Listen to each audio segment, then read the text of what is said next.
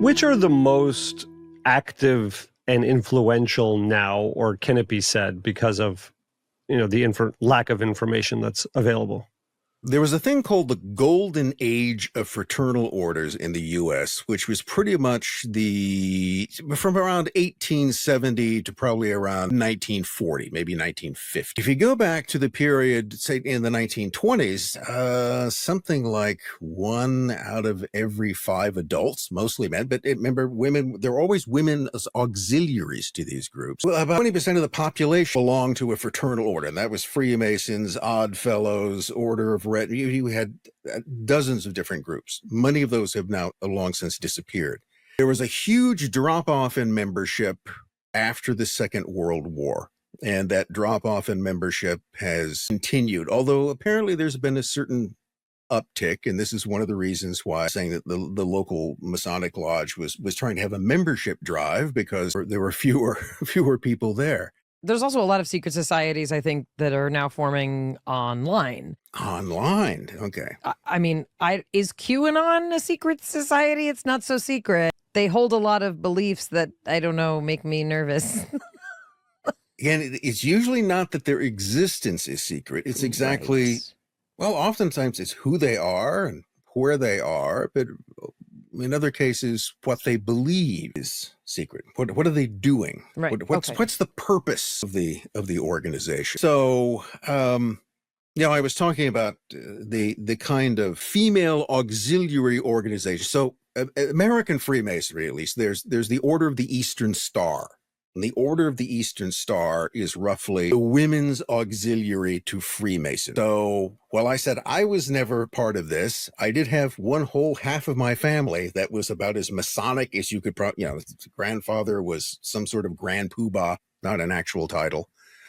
And my grandmother was always in the Eastern Star and always described this stuff. And in the Job's Daughters, which is the girls' auxiliary. And then there's the Demolays, which in American Freemasonry are the boys' auxiliary. You would actually start sort of grooming people for membership early on. I always thought that the Demolays was particularly fascinating because of their name, who they're named after. So remember that sort of dates from around roughly around 1910 that was created. It's and so the idea was that we're going to create, Masonic lodges would create a kind of boys club within the organization, hopefully for prospective members, and we're going to call it the Demolays. What's the Demolay? So what we're going to do, American Freemasons, in the early 20th century, created a boys auxiliary, and they named it after Jacques de Molay, who was the last Grand Master of the Knights Templar, burned at the stake as a heretic in 1314. Of all the people you would pick, why that guy? Any guesses? No, I have no idea. Why would you pick a 14th century heretic to be the symbol, to be the name attached to a 20th century Masonic boys auxiliary? Because there's this weird connection, which goes back to the 18th century, of people within Freemasonry being absolutely convinced that they are in some way the heirs to the medieval Knights Templar. No one can show you a piece of paper or any definite proof that such thing exists. And because they view him as a martyr because he was killed by the church that he served for having betrayed it. But from their view, it was proof of the evil of the church itself, of its failure, that he was a righteous man who was destroyed by the organization he served. And it's kind of an interesting choice. Yeah, what message are you sending by naming a children's youth group after a man whose very existence was challenged by the largest power on earth at that time? You're arguing that this is a man worthy of emulation. So if you, as a boy, as a young man, are admitted to an organization named after Jacques de Molay is a person who is an honorable person that you should emulate. And what are you going to emulate? Being burned at the stake? Hopefully not. But then what did he represent? He was seen as a victim of tyranny and oppression by an illegitimate institution. So this is one of the things that would appeal to people. There was a very strong element. It's one of those things that wasn't universal in Freemasonry, but there was a strong element of it of anti-clericalism. Or to put it in the simple way, they hated the Catholic Church. The Catholic Church was seen as essentially being a corrupt, evil institution. Sound vaguely familiar? What did Protestants tend to think? So there's and this is part of the struggle. The issue between Freemasonry and Catholicism, the relationship historically is hostile. I think every pope between about 1738 to the early 20th century said something bad about Freemasonry. They generally condemned it. It was condemned for the first time in 1738, and pretty much every pope following condemned it again and again and again, and argued that a good Catholic cannot be a Freemason. So this is my question for you. What were they so afraid of, and what should we be afraid of now? Okay. And why did the Pope say that this was a bad? Because the thing that they would generally single out is secrecy. Because the best secret keepers is the Catholic Church, and no one should keep more secrets than they do. According to in the Pope version of this, that's our secrecy is okay because that's ordained by God. We don't know what this secrecy is about. It was one of them, but one of the popes has said, if there's nothing to be hidden, the idea was that secrecy, oaths of secrecy, are a way of hiding something. That's the only reason you do that.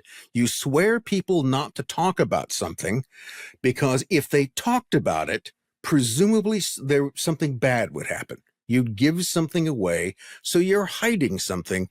And so the only reason you're staying in the dark, he said, is because you're afraid of the light. There's something you don't want people outside to know.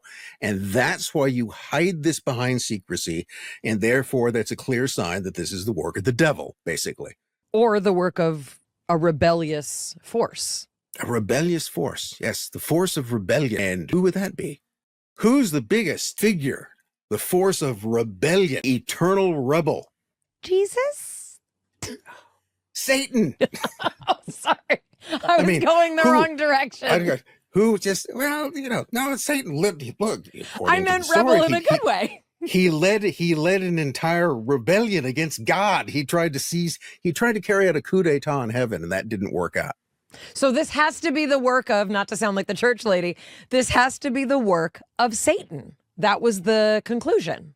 And in the view of much of the papacy, yes, the Vatican's view is that there's something bad going on here. And if there's anything bad going on, you're going to pick up, there's going to be some brimstone going on somewhere. Certainly from the Masonic view, that would be completely denied. There's a very interesting figure in American Freemasonry, and this name will probably come up if you poke around it, a guy named Albert Pike. Have you ever heard of him? P-I-K-E. Albert Pike lived in the 19th century.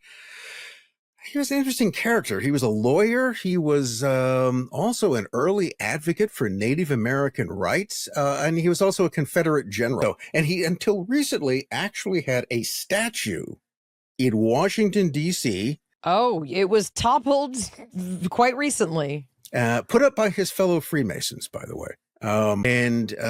Albert Pike is an interesting guy because he wrote a book, about a 900-page book called Morals and Dogma. So supposedly you want to understand what Freemasonry actually stands for and what all of these initiations actually mean? Well, he explained it to you in Morals and Dogma. There's no index to the book. But it's basically an explanation at the higher levels of Freemasonry. There's the 3 lower degrees that everybody goes through. You start out, you're the apprentice, and then you become a fellow craft, and then you become a master. That's it. 1, 2, 3, and you're done. Not exactly. You can, if you wish, if you seek higher knowledge, you can go into the higher orders, the higher rites, like the Scottish Rite, the York Rite. What happens in the higher rites? You get more merit badges. It's a bit like... No, it sounds weird. I understand this is what you study for a living. It's like every video game. You just go through the levels, collecting badges, and then moving up and ascending. Also, how is that different than Scientology? It sounds like Scientology.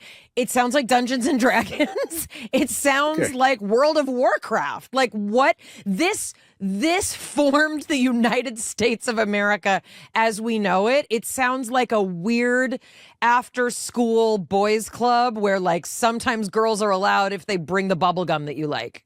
Well, yeah, I think you've described it pretty well. It again, it just kind of sounds weird. And I mean, why the robes and the owl?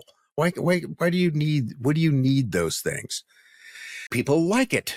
It has a powerful appeal, not to everyone. Look, it doesn't appeal to me other than as an object of curiosity, because what I tend to sense out of it is that it is a system of control. Once I'm within the organization, I then become subject to the organization.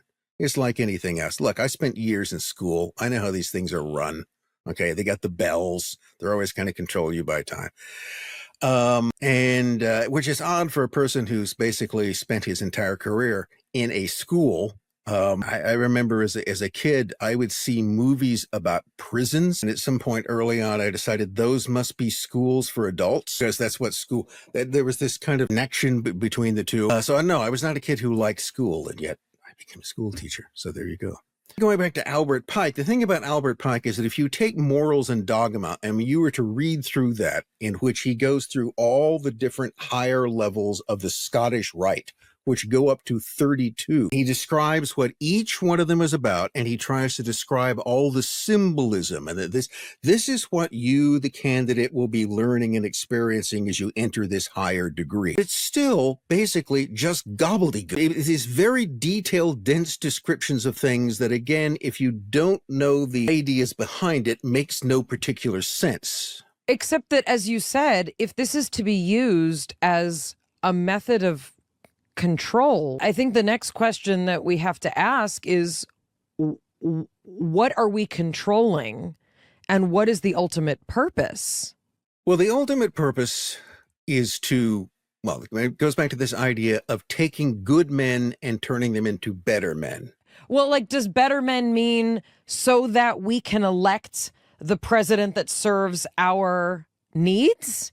Does better men mean so that we can take over the world with a kind of information or religious or political persuasion that we think everyone should share? You know, like, what is the Illuminati? Like, what's the purpose of the Illuminati then? Like, I want to know if secret societies are all working towards their own purpose, or if there's some larger, picture that all of these different societies are looking to serve. From an outside perspective, from a feminist perspective, it seems like what they're looking to serve is a group of men having places where women are excluded, and weird shit happens, and it makes the men feel special, secretive, like, I don't know. But when I learn about things like the family, and when I start seeing that some of these secret societies, there is a nefarious, kind of undertone of, we have the right way to behave, and the purpose of this society is to help other people basically come along with us, even if they don't realize they're coming along with us. If you talk about taking good men and turning them into better men, that sounds like a simple answer, but then there are two things that are, what's good? Define good. What's your definition of what a good man would be? And then what's your definition of what better means? See, again, it doesn't tell you anything. If we go back to the Bavarian Illuminati, this group which was formed in the 18th century, which is real, it's not a figment of anyone's imagination, and we know who founded it, and we know the day he founded it. Weishaupt, a professor of religious law at a Catholic university, interestingly enough, on the 1st of May, 1776, proclaimed initially what he called the Order of Perfectibilists. What? That's not even a word. Okay, and that was in German. Okay. The order of Perfectibilists, he then changed to the Order of the Enlightened, which is the Illuminati. See, again, you're playing the same game here. All right, we're the Order of the Enlightened. Enlightened to what? I've been enlightened. Enlightened to what? What exactly was piece of information that was enlightening? But Weishaupt was very clear about what the goal of his organization was. And the goal of the organization, unabashedly, was world domination.